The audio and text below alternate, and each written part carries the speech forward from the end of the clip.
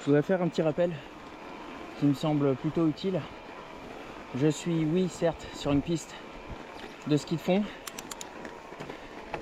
mais les pistes de ski de fond de Saint-Gervais sont des sentiers partagés, piétons et skieurs. Donc par conséquent, avec mon vélo, tant qu'il n'y a pas d'interdiction, j'ai le droit de venir ici.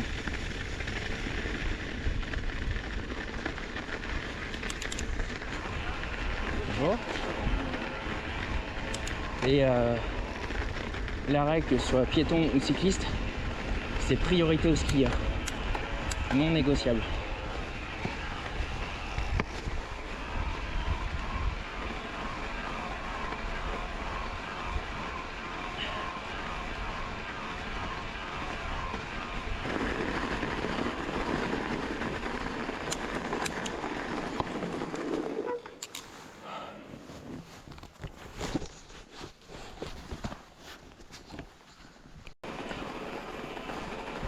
Bonjour. Bonjour. Ici, on a 90% de piétons, 5% de skieurs alpins et 5% de ski de fond, à peu près.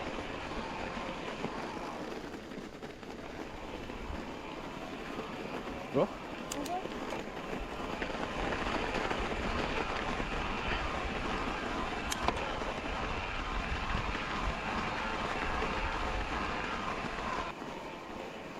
Et l'endroit où je voulais vous montrer, où je vais essayer de monter un petit peu comme tout à l'heure, c'est en face. Alors à droite, c'est la piste forestière, on retourne au BT. Et à gauche, c'est une piste de raquettes. Alors pour le coup, ce chemin, on l'a beaucoup pris ensemble. Et il est assez raide à certains endroits. Donc on va voir ce que ça donne à la montée.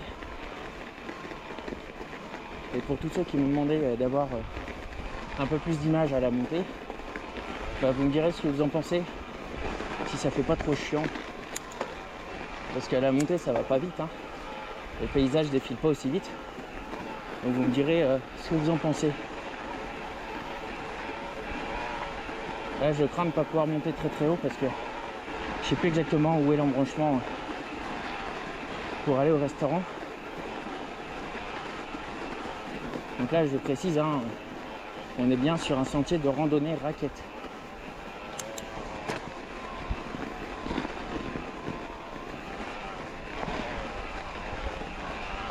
Et c'est également la première fois que je passe ici l'hiver.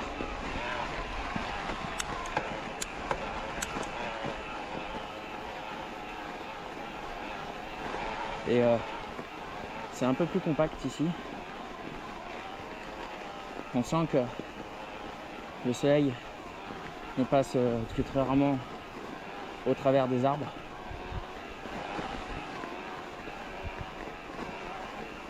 Allez, je vous reprendrai à la descente. Ce sera plus fun. Petit passage délicat. Traversée de torrent avec la glace. Neige un peu molle. Pneus mouillés. Et gros coup de cul juste derrière.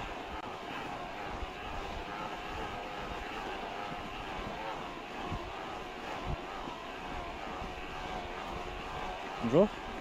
T'aurais mieux fait de descendre sur les fesses, ça ira plus vite. Donc là les amis, je suis pas loin du télésiège de la Croix. Je vais continuer par là encore un petit peu. Et après, de toute façon, je serai obligé de faire demi-tour. Il est 16h, ça commence à se rafraîchir grandement. Alors pas d'inquiétude, moi je suis toujours bien équipé. Donc j'ai toujours une doudoune de secours dans mon sac, ma couverture de survie, un téléphone chargé. J'ai tout ce qu'il faut. Et dans tous les cas, si je veux redescendre, eh ben ça sera très simple. J'ai juste à reprendre le chemin, à redescendre et j'arrive à la route en 5 minutes. Là, j'essaye de replacer mes pieds correctement sur mes pédales. Voilà. Comme j'ai les crampons d'1 centimètre. Là, on passe par-dessus un arbre. Voilà. En tout cas, je ne regrette pas d'avoir continué. Parce que c'est vraiment très très chouette. Alors là, je sais pas où on va passer. Hop là, je regardais à droite et je suis parti à gauche. Ah, il faut traverser le torrent ici. Alors si on tombe pas...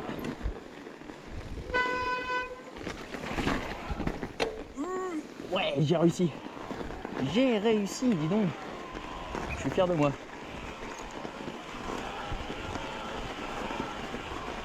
Bon, je sais que c'est un chemin propriété privée ici, mais c'est aussi un sentier de raquettes.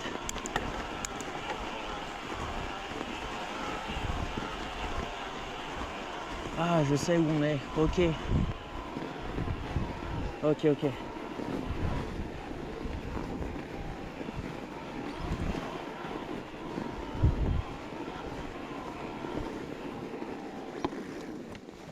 Ok, d'accord. Je sais où on est.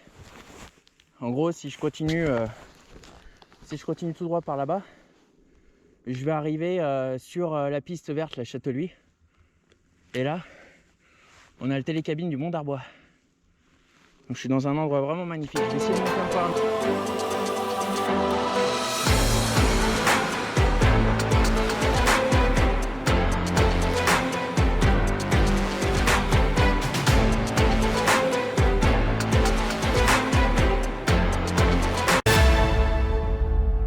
Aujourd'hui, on est le lundi 17 janvier 2022. Je suis un tout petit peu en dessous de la gare d'arrivée du télécabine du Mont d'Arbois, avec une vue splendide. Je suis monté là avec mon vélo, mes pneus cloutés, et j'ai également des crampons sous les pieds. Donc voilà, pour vous montrer que je ne viens pas en mode touriste. Mais bon, pour ceux qui me connaissent, ça vous le savez déjà.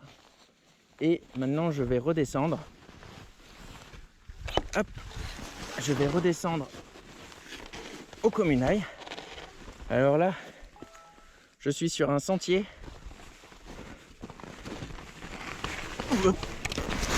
Ah putain, le boulet. Oh là là. Oh merde. Oh le con. Et j'étais en train de me dire ça va pas être simple de monter sur le vélo. Eh ben ça a pas loupé. En sachant tout simplement que j'ai des crampons aux pieds qui accrochent pas comme j'aurais voulu au moment précis. Donc je m'en suis mis une. Voilà, bon, on repart. Et autre petite chose, ça va couiner un peu le temps que ça chauffe. J'ai genouillère, dorsale, coudière et casque intégral et lunettes en protection.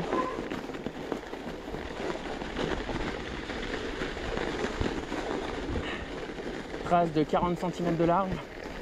Si on sort de la trace, on plante net. Donc je suis plutôt prudent.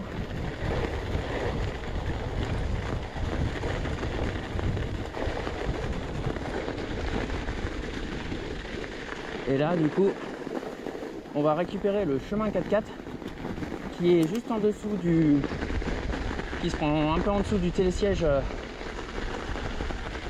de la Croix du Christ. Hop, j'ai remis le moteur parce que là j'ai un torrent à traverser.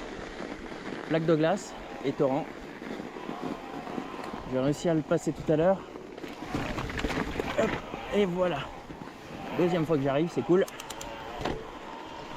Là on est dans les bois sur un petit sentier bien profond. Et ensuite on va arriver sur un chemin 4x4.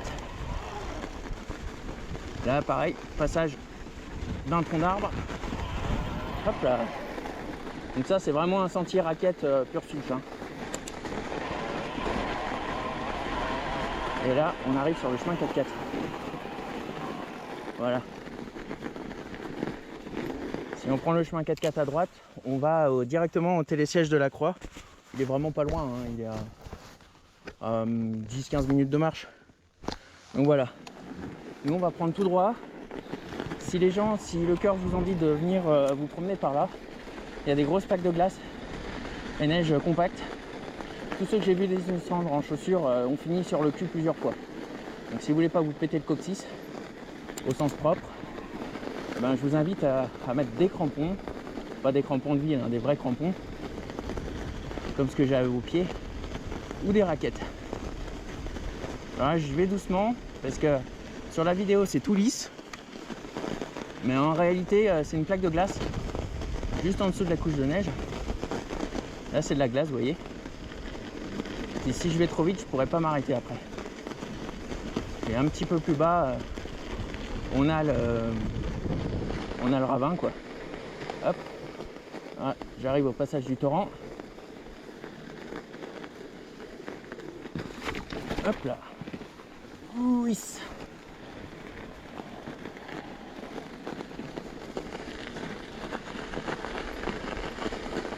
Vous voyez, les parties très claires là qu'on voit, c'est de la glace. Ah, je commence à avoir un petit peu froid au bout des doigts la descente. Faut dire qu'il est à peu près 16h. Comme on est le 17 janvier, bah, les nuits sont fraîches. Mais bon, pas de panique, j'ai des sous-gants au cas où dans le sac. J'ai tout ce qu'il faut en cas de problème. J'ai de quoi passer la nuit en montagne, même si je préférerais éviter parce que ça va pas être très agréable. Mais je vois beaucoup de monde partir faire du vélo l'hiver sans aucune... sans sac à dos, sans rien, sans même chambre à air, pompe et compagnie. Et ça me scandalise un petit peu parce que après s'il y a un problème, bah, ces gens ils sont niqués quoi. Donc là on reprend la piste de ski de fond qui est un sentier partagé. On arrive au BT. Alors on n'est pas au fond de neige, on est au niveau du parking, mais c'est là que la rando se termine.